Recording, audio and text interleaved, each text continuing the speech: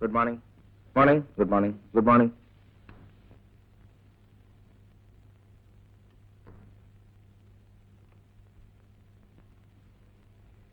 തന്നെ ഇന്നലെയും കാണാത്തപ്പം ഞാൻ കരുതി താൻ പണിയൊക്കെ മതിയാക്കി പെണ്ണ് കെട്ടി താമസമായെന്ന്.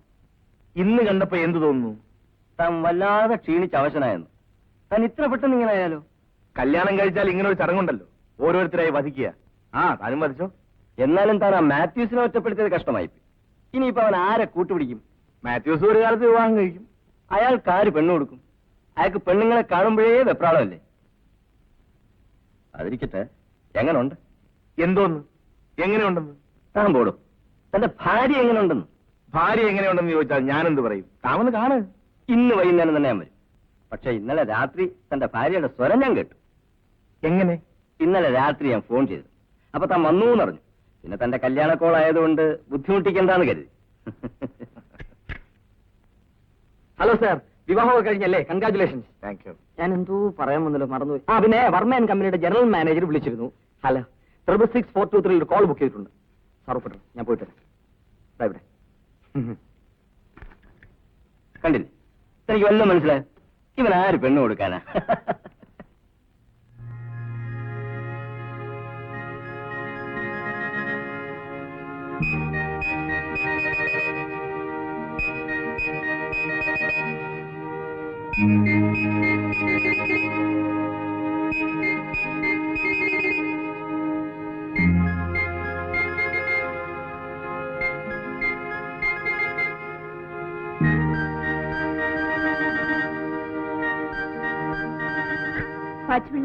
ഓ, എന്താ കൊച്ചുമ്മേ, എന്തെങ്കിലും ആവശ്യമുണ്ടോ? പാച്ചുപിള്ളിക്ക് പാചകത്തെ പറ്റി വല്ലതും അറിയാമോ? മിലിറ്ററിയിൽ കുക്കായിരുന്നു ഞാൻ, കുറച്ചൊക്കെ അറിയാം. എന്താ കാര്യം? അല്ല, അവിയലിന് പുളി പിഴിയേണ്ട കാര്യമുണ്ടോ? ഏയ്, അങ്ങനെ പുളി പിഴിയേണ്ട കാര്യമൊന്നുമില്ല. പിന്നെ വേണമെങ്കിൽ കുറച്ച് പിഴിയാം. ഹലോ, നന്ദിനിക്കുട്ടിയല്ലേ? ഞാനാ രവി. അല്ല, ഗ്യാസ് കത്തിച്ചോ? പിന്നെ അത് ഓഫ് ചെയ്തിട്ടേ കിടക്കുക മറ്റേ ചെയ്യൂ. ഞാൻ വൈകുന്നേരം വരും. അല്ല, ഉച്ചയ്ക്ക് എന്തോ വെച്ചു? അവിയലോ? പിന്നെ വൈകിട്ടൊന്നും ഉണ്ടാക്കണ്ട, നമുക്ക് പുറത്തു പോയി കഴിക്കാം. ഓക്കെ.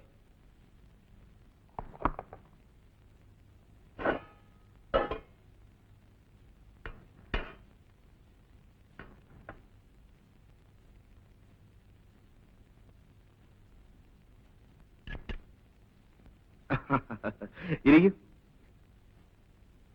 കല്യാണം കഴിഞ്ഞിട്ടും ഹോട്ടലിലെ ശാപ്പാട് കഴിക്കുന്നത് ഭാര്യയ്ക്ക് മോശമല്ലേ?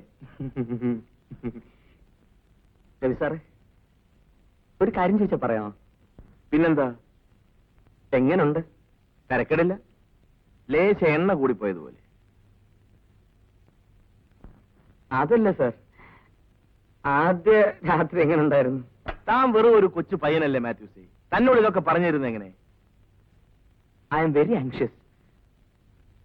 ഈ ആദ്യ രാത്രിയുടെ രീതികളൊക്കെ ഒന്ന് അറിയാനാ. അത് പലർക്കും പല രീതിയിലാണ്. താൻ കൊച്ചു പയ്യൻ ഇതൊക്കെ അറിയുന്നത് എന്തിന്? ഹലോ, താൻ ആഹാരം കഴിച്ചു? ചോറ് കൊണ്ടൊന്നും ഉണ്ണാൻ ഒരു മൂടില്ല. മാത്യൂസ് എന്താ ഇവിടെ ഇങ്ങനെ? മാത്യൂസിന് എന്റെ ആദ്യ രാത്രി എങ്ങനെ ഇരുന്നെന്ന് അറിയാം. എനിക്ക് നാണമില്ലടോ മാത്യൂസ് ഇങ്ങനെയൊക്കെ പറയാം. അപ്പച്ചോടോ അമ്മച്ചോടോ വേണമെങ്കിൽ ഞങ്ങൾ പറയാം. താനൊന്ന് പെണ്ണ് കിട്ട്. അതെങ്ങനാ? പെണ്ണെന്ന് കേൾക്കുമ്പോഴേ പറയല്ലേ? അതൊക്കെ പണ്ടായിരുന്നു, ഇപ്പൊ പറയലൊന്നുമില്ല. താൻ ഈ MD-യുടെ പിയെന്നൊന്നും പറഞ്ഞ കാര്യം നടക്കൂല. ഒരാനയെ മേയ്ക്കുന്നതിനേക്കാളും വിഷമമാ ഒരു ഭാര്യയെ മെയിൻറ്റെയിൻ ചെയ്യാൻ. എന്താ? പിന്നെ കാണാൻ രവി സാർ. താൻ എന്തിനാണോ ആ സാസിനെ കളിയാക്കുന്നത്? തനിക്കറിയില്ല, ഇങ്ങനെ കളിയാക്കിയാലേ അത് നന്നാവും. പിന്നെ ഞാൻ ഇവിടുത്തെ ടെലിഫോൺ ഓപ്പറേറ്റർ അന്നാമയോട് ചോദിച്ചെന്ന് കേട്ടു, ഭർത്താവിന് പരിപൂർണ സുഖം കിട്ടുമോന്ന്. അവള് പൂര തെറിയും പറഞ്ഞു. ഞാൻ തമാശ പറഞ്ഞല്ല, പെണ്ണെന്ന് കേട്ട ഇയാൾക്ക് പേടിയോ പരിഭവോ ഒക്കെ. സമയം ഒരുപാട് പോയിട്ട.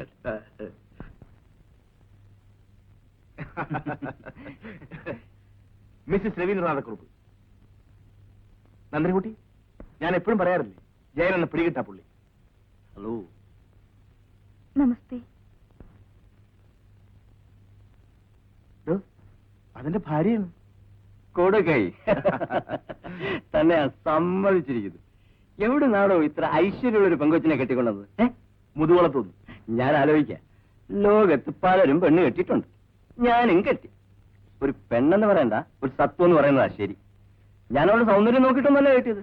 അവളുടെ അച്ഛൻ ചിട്ടിയാണ് ഒരു 3.5 ലക്ഷം രൂപ ഉണ്ടാക്കി വെച്ചിട്ടുണ്ട്. അതിന് അവകാശികൾ വല്ലവരും വേണമല്ലോ എന്ന് കരുതിയിട്ട.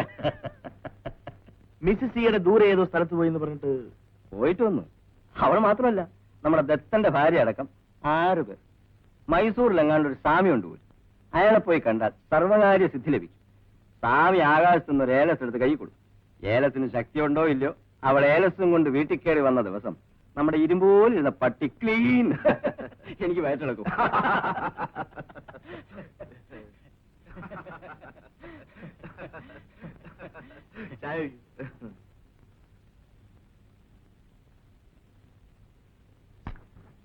എന്തു പറ്റി? ചായ. നന്ദനക്കുട്ടി, ചായക്കിട്ട് പഞ്ചസാര എവിടെ നിർത്തത്? ബ്ലാക്ക് സർട്ടിനിൽ നിന്ന്. അയ്യോ സോറി ജയൻ, അത് ഉപ്പായിരുന്നു. നന്ദിനിക്കുട്ടി കോളേജിൽ എന്താ സബ്ജക്ട്? ഹോം സയൻസാ? അല്ല, ഹോം സയൻസ് ആണ് ഇതൊക്കെ സംഭവിക്കും. എന്റെ ഭാര്യ ഹോം സയൻസ് ഫസ്റ്റ് ക്ലാസ്സാ. അയ്യോ, ഞാൻ വേറെ ചായ കൊണ്ടുവരാം. അതിനെന്താ, സാരമില്ല. നന്ദിനിക്കുട്ടി എനിക്ക് ബുദ്ധിപൂർവ്വം ഒപ്പിട്ട് തന്നതാ. നന്ദി വേണമല്ലോ.